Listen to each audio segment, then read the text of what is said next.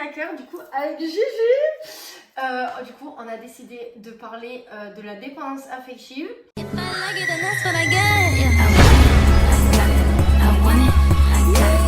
Du coup, j'ai décidé de faire venir Juliette pour cette vidéo parce que je pense que c'est la meilleure personne qui est le mieux placée comme moi pour parler de nos expériences.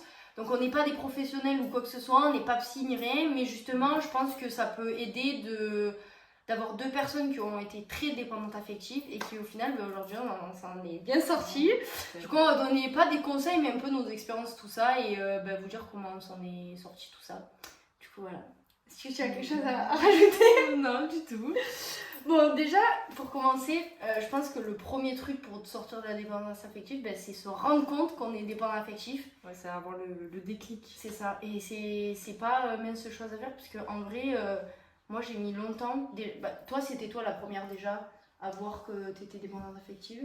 Ouais, moi après, je me suis pas rendu compte du coup de suite. Et en fait, quand j'ai eu une relation avec du coup un homme qui était complètement sain, et quand il m'a quitté, j'ai trouvé que le comportement que j'avais était pas genre adapté, genre c'est pas sain du tout. Et je me suis dit, ah ouais, c'est pas normal et tout. Et quand je suis allée sur TikTok, j'ai vu à ce moment-là plein de vidéos sur la dépendance affective. Et à chaque fois, genre, je me reconnaissais et tout dans toutes les vidéos où les nanas elles expliquaient qu'est-ce que c'était la dépendance affective, comment en sortir et tout. Et du coup, je me suis vachement appuyée sur ça. Et en fait, j'ai eu le déclic, genre quelques jours après. Et je me suis dit, c'est bon, en fait, pour rencontrer le bon, il faut faire un travail sur soi-même. Faire un travail sur soi-même. Faut voilà, éviter de rencontrer des hommes à tout va parce que du coup, on a un manque d'affection. Genre, on a envie qu'un homme soit auprès de nous, qui nous rassure et tout. Parce que du coup, on n'a pas confiance en nous. Et du coup, pendant plusieurs mois, t'es toute seule face à toi-même, t'es là entre tes quatre murs avec ton chat, t'es pas bien. Et puis après, genre, du jour au lendemain, tu te réveilles, tu fais ah ouais, en fait, c'est là où t'apprends à vivre, quoi, à être heureuse. Et c'est trop bien, genre. C'est ça. Moi, j'ai mis très longtemps à me rendre compte que j'étais dépendante affective. Moi, ce que j'ai fait, c'est que, pareil, en fait, j'ai eu une relation saine qui est devenue toxique, je pense, en partie à cause de moi, parce que j'avais trop de problèmes. Souvent, la dépendance affective, ça peut venir de plusieurs choses. Moi, c'est vrai que ça venait de mon schéma familial et du fait que j'avais eu une relation très toxique avant. Du coup, j'ai gardé les traits toxiques de mon ancienne relation. En fait, j'ai fait un transfert sur cette personne qui était plutôt saine. Et quand cette personne, on s'est quitté, au début, je me disais non mais c'est sa faute, machin, nani nana. Et puis un jour, je me suis posée, je me suis dit mais en fait pourquoi ça n'a pas marché réellement, parce que voilà, au début quand on sort de la relation, on a tendance souvent à même idéaliser la personne avec qui on était en mode non mais je lui pardonne ça. Et en fait j'ai pris une feuille et j'ai marqué les points positifs et les points négatifs, et en fait je me suis dit mais en fait tous les points négatifs ils sont arrivés à cause de ce que j'ai fait. J'étais devenue très jalouse alors qu'au début cette personne elle me prouvait pas que j'avais la mouche elle est en train de crever. Ah ouais, putain, on dirait elle fait la toupie. T'as vu? Elle fait du breakdance. Non mais sûr. Oh Joe. Attends, tu t'es reconverti en mouche ou quoi? Ouais, j'ai fait une liste et j'ai vu que du coup tous les points négatifs la plupart du temps ils étaient arrivés à cause de moi, que j'étais hyper jalouse, mais genre vraiment jalouse à un point insupportable, genre vraiment possessive et tout. Je supportais pas que cette personne elle sorte sans moi, qu'elle me donne pas de nouvelles, c'était vraiment excessif. En fait, le truc le plus dur en fait dans la dépendance affective, et c'est là que je me suis rendu compte et que en fait je me suis dit mais j'ai vraiment un problème, c'est que j'avais l'impression que dès que j'avais plus cette personne avec qui je suis en couple, mais ça pouvait être n'importe quelle personne en fait au final, et je me suis dit mais en fait c'est pas de l'amour parce que c'est juste que j'ai besoin d'être avec quelqu'un. Et en fait je me suis dit mais en fait je me rabaisse au fait que sans la personne avec qui je suis en couple, je suis plus rien. En gros, dès que j'étais plus avec la personne, moi je vivais à travers la personne. En gros, dès qu'il était plus là, j'étais là, je vais faire quoi? Je m'ennuie et je suis toute seule et je suis une merde, et sans lui je suis rien et je veux pas y arriver et nanana. Alors que en fait si t'es née toute seule et tu vas y arriver tout seul en fait, donc voilà. Après ça, j'ai enchaîné une autre relation très très vite parce que j'ai pas soigné ma dépendance affective, et forcément quand t'es toxique, tu attires des personnes toxiques. j'ai eu une très très grosse relation, très longue. Je pense une des relations qui m'a fait le plus mal. Et en fait, il y avait l'amour, mais c'était trop toxique de son côté comme du mien. Mon côté toxique, il a empiré forcément, parce que quand t'es pas avec une personne saine, ça peut que empirer. Mais il faut savoir que, en fait, tant que vous n'avez pas soigné ça, vous allez forcément rencontrer une personne soit toxique, soit vous allez la rendre toxique, parce que c'est pas possible pour quelqu'un de sain de supporter autant de choses sans au bout d'un moment péter un câble ou en fait attirer les mêmes ondes que vous. Hein. L'environnement il est mauvais, donc forcément la personne elle va devenir mauvaise avec le temps parce que c'est trop dur à accepter. Moi du coup j'ai eu un déclic quand j'ai quitté la personne avec qui j'étais de ma relation très toxique, parce que c'était clairement ça devenait limite vital, donc j'ai tout arrêté parce que c'était vraiment psychologiquement, physiquement, mentalement, il n'y avait rien qui allait. Quand j'ai quitté cette personne, je suis allée directement le lendemain chez la psychologue. Je me suis dit, je ne vais pas refaire la même erreur de télécharger des réseaux, des sites de rencontres. Et en fait... Mais c'est pour abréger tes souffrances. Non, tu tapes à côté en plus. Moi je me suis dit, il faut que j'ai le déclic, vraiment. Je savais que j'étais à un point où j'allais pas réussir à m'en sortir toute seule, parce qu'il y avait trop de trucs à gérer en même temps. Et du coup, ce que j'ai fait, c'est que j'ai pris un rendez-vous chez une psychologue. J'ai déballé mon sac, j'ai dit écoutez, moi je sais que j'ai un problème, je suis là pour que vous m'aidiez, je sais que je suis dépendante affective, et du coup, à vouloir avoir l'attention de n'importe quoi, en fait je me mets avec n'importe qui. Et du coup, en fait, forcément j'attire des mauvaises personnes, et ma relation elle est catastrophique, et même si je le sais, en fait ça arrive à un point que quand on est dépendant affectif, en fait on n'a plus de limite. Genre moi j'acceptais tout et n'importe quoi, ouais. Par peur de finir seule en fait. En fait, tes principes et tes valeurs ils se sont envolés. Genre, dès que la personne te demande de faire un truc, tu dis vas-y, en fait, je vais le faire, même si moi je suis pas d'accord, et même si j'ai pas envie, je vais le faire parce que je veux absolument qu'il reste dans ma vie. Ouais, c'est ça. Et parce que j'ai besoin de lui, je vis à travers lui, et si il part, ma vie sans lui, c'est plus rien. Genre, c'est le néant, genre. Du coup, moi, je suis allée voir cette psychologue, et la première séance, je me souviens qu'elle était super dure. Je suis sortie vraiment, j'ai pleuré parce que je me suis dit, mais en fait, je me suis rendu compte du travail que j'avais à faire, de l'immensité de ce travail que j'avais à faire. Je devais me remettre de ma rupture, mais en même temps, je devais aussi en fait, apprendre à m'aimer. Et je pense que ça va être le premier conseil qu'on m'a donné pour sortir de la dépendance affective. Il faut s'aimer soi-même. Parce que tant que vous vous aimez pas vous-même, vous pouvez pas donner de l'amour sainement à quelqu'un, c'est impossible. C'est surtout que d'abord, il faut apprendre à se connaître. Parce que du coup, en fait, on se connaît pas réellement quand on est dans une dépendance comme ça. Et une relation toxique, on se connaît pas. Genre, moi, je sais que genre, depuis mes 16 ans, je me connaissais pas réellement parce que j'ai enchaîné les relations toxiques. Et que du coup, en fait, je me connaissais pas. Et c'est vrai que les premiers mois, moi je me rappelle, le premier mois où j'avais passé, où j'étais vraiment toute seule, je parlais à aucun mec, j'étais là, j'étais livrée à moi-même.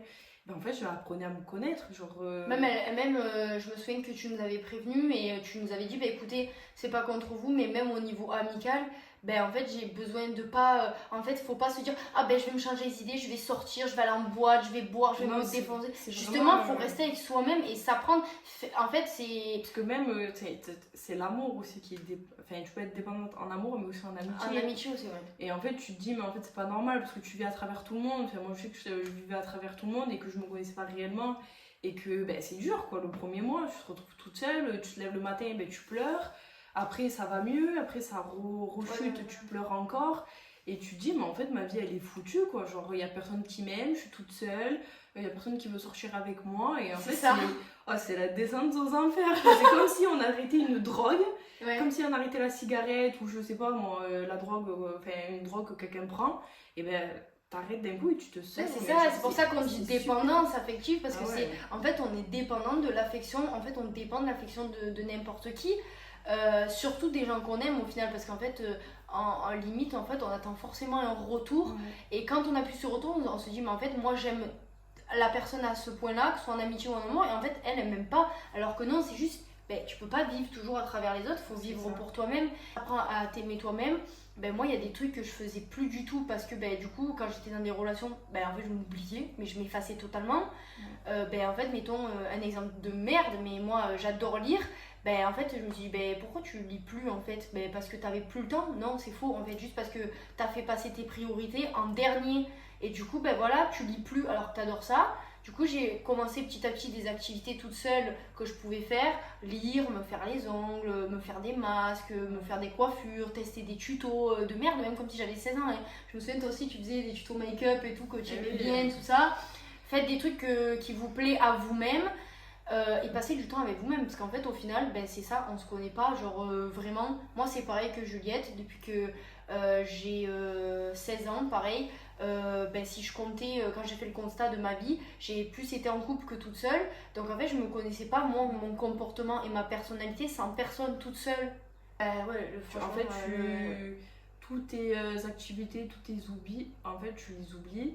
Et en fait, t'es tellement obsédé par cette personne avec qui t'es en couple, et même au niveau amitié aussi, ça peut arriver. T'es tellement obsédé par cette personne que du coup, en fait, tu t'oublies absolument tout, quoi. Genre, ben, ça, c'est limite comme si t'oubliais qui tu es en fait. c'est ça, se mettre dans une bulle. Après, c'est dur. Il faut pas trop se mettre dans sa bulle parce qu'après, c'est dur de ouais, faut pas partir non plus en de s'en dépression. sortir. Parce que quand t'es dans ta bulle et que t'apprécies ta propre solitude, que t'aimes être seule avec toi-même, après c'est dur d'aller vers les autres. Ouais, de devenir sociable. Ouais. Je pense qu'il faut surtout s'écouter, c'est ça le plus important. Toi, je sais que par exemple, tu as eu besoin d'un gros mois et toi en plus, c'est arrivé à une période où vraiment c'était l'été. Moi, c'était même pas un mois, hein. Ça a commencé juin, ça s'est fini fin septembre. Hein. Ouais. Et pendant tout l'été, ben, on s'est vu un week-end en été. Le pire, ce que c'était, c'est que comme j'étais sur Insta, TikTok, je voyais tout le monde partir à la plage, tout le monde s'éclater, les sorties entre copains et tout. Même à ce moment-là, tout ton entourage était en couple. C'est ça, et en fait, du coup, moi je me suis vachement sentie abandonnée, quoi. Je me suis dit, mais en fait, tout le monde profite de l'été, et moi je passe un été de merde, genre. Et après, je me disais, non, mais attends, c'est toi qui as voulu te mettre dans une situation comme ça, donc c'est toi maintenant que t'assumes et tu te sors de tout ça, parce que si tu te sors pas de tout ça, bah, tu t'en sortiras jamais. Et en fait, le seul truc qui m'a fait tenir, vraiment, parce que j'étais vraiment très triste, seul truc qui m'a fait tenir, c'est de me dire, bah en fait, tôt ou tard, si je me soigne et que je suis guérie, tôt ou tard, je vais rencontrer la bonne personne. Oui. Et je vais me dire, bah en fait, je vais vivre quelque chose de tellement fort que là, tu seras contente d'avoir fait ça. Tu passes un mauvais moment, t'es là, tu dérouilles. T'es pas bien, genre t'es pas de ton lit, ton chat il te miaule dans la figure et tout, t'es pas bien. T'es au bout de ta vie, quoi. Mais après, genre au mois de septembre, fin septembre, je me suis sentie dans le creux de la vague, c'est-à-dire que je me suis dit, bah en fait, je suis sortie de tout ça, mais en même temps, il se passe rien. En fait, j'étais tellement impatiente de découvrir plein de choses. Ouais, tu t'es dit, en fait, c'est quand le changement, voilà, au final, qui opère. Et je me suis dit, c'est bon, en fait, je suis guérie, c'est quand... Allez, c'est bon, venez. C'est quand que la personne elle va venir, c'est quand qu'il va se passer des bonnes choses, quoi. Ouais. Et au final, bah, avec un peu de patience ou quoi, bah, les choses arrivent, quoi. Ça faisait une semaine, je n'avais parlé à personne, je ne mangeais pas, je pleurais... mais jour et nuit, mais en fait je n'avais envie de rien, c'est-à-dire que je voulais mettre un film, non ça me plaît pas, j'ai pas envie. Je vais lire, je lisais 2 pages, non c'est bon j'ai plus envie. J'ai envie de manger, non mais ça me plaît plus. En fait il n'y avait plus aucune motivation, j'avais plus rien. Et en plus de ça, à ce moment-là j'avais perdu mon travail, donc en fait clairement j'étais à la maison, je pouvais même pas me dire bon mais j'y pense plus, je vais au travail. Non, j'étais sur le canapé toute la journée, je faisais rien. Et en fait je savais que je luttais. Le nombre de fois je me suis dit vas-y c'est bon, bats les couilles, je télécharge Tinder, je vais parler à des mecs pendant 2 heures après je supprime. Je me suis dit non, vas-y, je sors en boîte, j'oublie. Pas du tout. Et je me suis dit Léa, moi il m'a fallu bien un mois aussi pareil, où je me suis dit bon je ne vois personne, je reste qu'avec moi-même. Mais il y a des fois où je me disais bah vas-y je vais dormir, je me fais chier, mais de toute façon qu'est-ce que tu veux que je fasse, genre il y a personne qui m'aime, il y a personne et tout ça, hein. Alors dans ces moments-là vraiment quand je me disais il y a personne qui m'aime et tout, enfin des fois je revenais à ma raison, je disais non mais arrête de chercher la personne qui t'aime, c'est pas vrai, t'as des copines, t'as quand même des membres de ta famille qui sont là, voilà, t'as des personnes sur qui tu peux compter. C'est juste que ben en fait là c'est toi et toi-même en fait que tu dois te sortir de cette merde en fait dans laquelle tu as mis tant d'années à t'en sortir.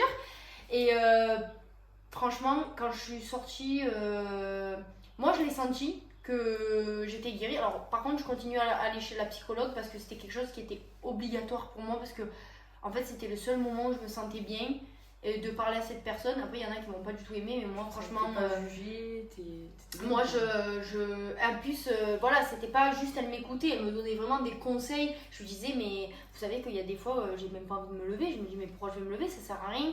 Et du coup, elle me donnait vachement de conseils et tout. Donc j'ai repris à avoir confiance en moi parce que c'est pareil, la confiance en soi. Ben, moi, j'avais plus confiance en mon corps, forcément, parce que j'étais dans des relations toxiques où ben, ça en venait physique, de la violence et tout. Donc forcément, il faut apprendre à s'aimer au niveau psychologique, mais aussi au niveau de mon corps. Parce que j'aimais pas mon corps, tout ça. Au bout d'un moment, je me regardais et j'essayais de me trouver des points positifs. Mais pourquoi t'aimes pas ton corps, genre? En fait, c'est pas que tu l'aimais pas, c'est que tu t'acceptais plus. Oui, voilà, je m'acceptais plus. Parce qu'en fait, la dépendance affective, tu attends que quelqu'un t'accepte, genre au niveau de ta personnalité, ton caractère, ton physique.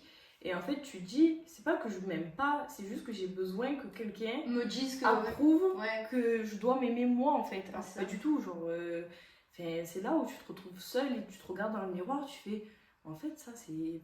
C'est pas logique, ouais. Moi, je regardais mes taches de rousseur, avant, j'ai détesté. Genre, tout le temps, on me disait, ouais, t'es une fausse blonde, t'es rousse et tout. Et au final, en fait, regarde, tout le monde se fait des taches de rousseur. Voilà, tout le monde me recopie, c'est tout. Eh oui, tout le monde se fait des taches de rousseur. Et au final, ben voilà, genre, on se dit, mais en fait, d'accord, il y a personne qui m'aime. Mais au final, tu te dis, mais est-ce que moi, je m'aime, genre Mais en fait, je peux m'aimer. Parce que justement, en fait, le seul amour qu'un être humain a besoin, c'est de s'aimer soi-même. C'est ça. Putain, C'est beau je vais devenir psychologue. Ah là là. Déjà, de pas aller sur les sites de rencontres, d'éviter les réseaux sociaux. Donc, par exemple, s'autoriser, par exemple, 1 heure par jour, de pas être trop souvent parce que c'est là où. Ça fait chuter la dépression. Quand vous voyez. Mais c'est ça. Faut se dire que les réseaux, c'est pas non plus toute la vie. Quand vous voyez C'est pas les la influenceurs réalité. qui sont riches, qui partent en vacances, qui sont amoureux, qui s'aiment, qui se marient. Derrière la caméra, ça se tire à balles. Ah bah ça tire à balles réelles. En fait, ce qui est le plus important aussi, déjà le début, c'est d'avoir le déclic. Et en fait, parce que moi, pendant longtemps, je me suis dit, mais pas du tout, je suis pas dépendante affective, n'importe Dès quoi. qu'on parle de dépendance, non, mais c'est pas vrai, je suis pas dépendante. Ouais, et je devenais agressive et tout. Parce qu'on me disait, mais Léa, t'es dépendante affective. Mais pas du tout, en fait, je suis pas dépendante affective. C'est juste que on reste tout le temps toute seule, machin et tout. Alors vraiment, il faut se dire que pour moi, la dépendance affective, c'est vraiment quand ton comportement il change, que t'es pas toi-même et que tu sais même pas comment tu es de base, que tous tes sentiments ils sont gérés en fonction des gens. C'est-à-dire que moi, la personne avec qui je suis, si elle est en colère, je vais être en colère. Si elle est triste, je suis triste, alors que de base, j'ai même pas de raison d'être triste.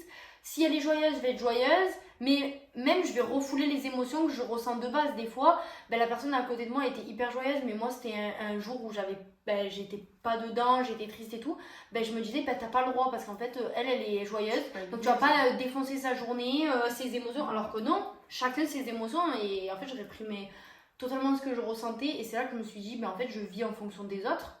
Ce qui aide aussi, c'est d'avoir un carnet et de tout écrire, toutes les émotions qu'on ressent. Tout ce qui se passe dans la journée, par exemple le soir avant d'aller se coucher, c'est bien d'écrire. Comme ça, au moins, ça clôture la journée, se dire, voilà, c'est une étape de fait et basta, genre là, demain, ça sera une autre étape. De marquer les côtés positifs de la journée, les côtés négatifs, et hop, faut pas tout de suite, je pense, retourner en mode dans la vie active d'un coup et tout recommencer. Moi, je sais que j'ai fait étape par étape, voilà. J'ai revu les personnes les plus importantes, donc mes copines les plus importantes. J'ai expliqué ce que je ressentais, ce que j'avais ressenti. On en a beaucoup parlé, etc. Au début, vraiment, c'était des petites sorties en mode vraiment juste on va boire un coup dans un café ou on vient à la maison, on se regarde un film. C'était vraiment que ça. Après, petit à petit, un peu plus, on sort le soir, je m'amuse, une petite soirée, tout ça. Mais j'ai fait vraiment petit à petit. J'ai pas recommencé tous les week-ends à sortir à la fête et à tout oublier parce que sinon vous allez saccager tout le travail que vous avez fait. Donc voilà, il faut faire vraiment étape par étape. C'est ça. À un moment donné, Moi, je me suis rendu compte que justement, quand du coup j'ai rencontré une personne enfin saine et tout dans ma relation. Coucou. Et une fois que j'ai rencontré cette personne, du coup, on voit tout le temps sur mes réseaux, etc. En fait, j'ai eu moi-même le truc de me dire, je vais faire les choses bien cette fois-ci, je vais prendre mon temps. Il y a des choses qui me proposaient, des fois je dis non, j'ai envie d'être seule, tu vois, ce soir. Et je me suis tournée de moi-même et c'est là que je me suis dit wow. Genre il y a un changement là. Wow, genre parce que de base quand je me mettais dans mes relations je faisais tout très vite, j'ai accepté tout très vite et aussi passer H24 de mon temps avec la personne. C'est-à-dire que du premier jour où je l'ai rencontré, ça devenait très vite, on se voit tous les jours, on dort tous les soirs ensemble, on fait ci ensemble. Et là, ben non, j'ai pris le temps, étape par étape. Écoute, non, il y a des fois où j'avais vraiment envie de le voir, hein. C'était pas ça le problème, mais je me disais, écoute, là je sens que j'ai besoin d'être un peu seule. Écoute, là, ben voilà, genre, ça fait 2-3 jours que j'ai pas pu lire, j'ai envie d'aller lire, donc je vais rester chez moi, on s'envoie un petit message.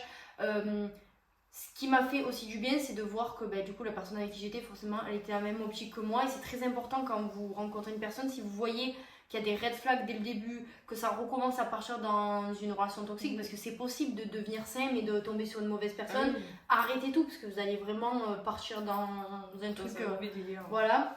Moi, j'ai vu que la personne, elle comprenait. Je lui ai expliqué voilà, mon passif et tout. Je lui ai dit, écoute, je suis soignée de ça. J'ai pas envie de retomber dans ça. Donc, s'il te plaît, vraiment, accepte des fois ma solitude et accepte aussi que, par exemple, ben, quand je suis avec mes copines, mon copain, il m'envoie pas 4 milliards de messages. Je suis avec mes copines. Où, tu fais quoi? Ouais, voilà. T'es où? où Et envoie-moi les snaps. Et non, ça y est, stop. Comment? Je m'habille comme je veux, je parle à qui je veux. ça. Mais en fait, un couple, normalement, il se met ses propres limites seul, en fait.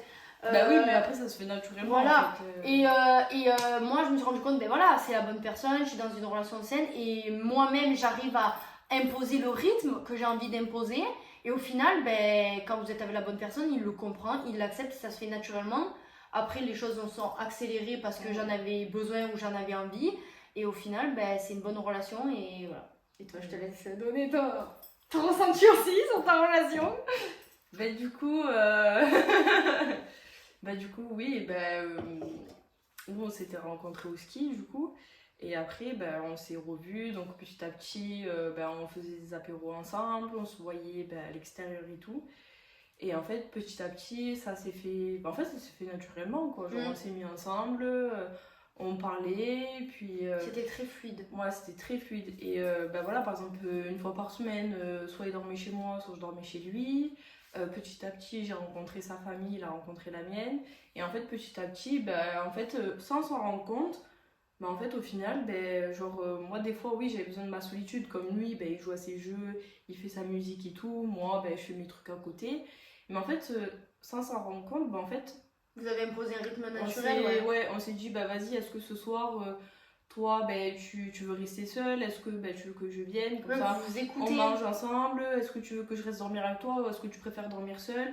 Et en fait, voilà, chacun disait son ressenti et après on faisait en fonction de ce que l'un et l'autre disaient, quoi. Mais en fait, Ça, la clé d'une relation saine, c'est vraiment la communication. Parce que la personne, elle peut pas savoir vraiment ce que vous pensez. Ouais, mais surtout comprendre l'autre. Oui, voilà, c'est ça. Communiquer et accepter les émotions de l'autre aussi. Parce que et avoir de la compréhension. C'est ça. En fait, on fonctionne pas pareil. Par exemple, moi, je sais que j'ai des émotions très explosives et surtout, elles sont intenses parce que je suis hypersensible. Mon copain, lui, il est plutôt détaché de ses émotions. Et même si des fois, il me dit, je peux pas comprendre ce que tu ressens, je peux pas me mettre à ta place en gros, mais j'essaye de faire en sorte que ce que tu me dis ou ce que tu ressens, je l'accepte en fait. Donc, il y a des fois où il comprend pas mes réactions, tout ça, mais en fait, il l'accepte, il va pas me juger et il va être là pour moi. Et moi, pareil, inversement.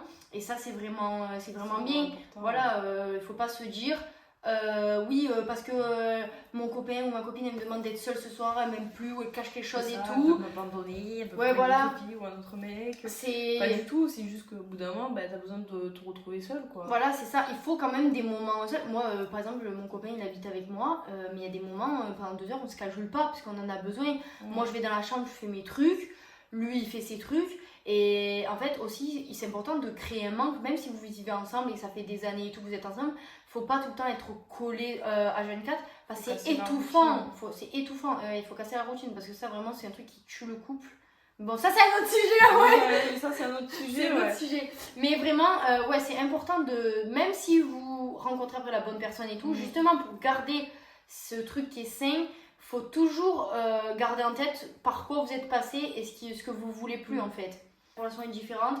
Et des fois, justement, les relations toxiques, moi je sais que même si j'ai eu des relations qui m'ont fait très très mal, je les regrette pas parce que en fait à l'heure actuelle je serais pas la personne que je suis et j'aurais pas été saine si j'avais pas appris les différents amours que j'ai vécus, les différentes relations, ce que je veux, mais surtout ce que je ne veux plus dans ma vie et dans une relation.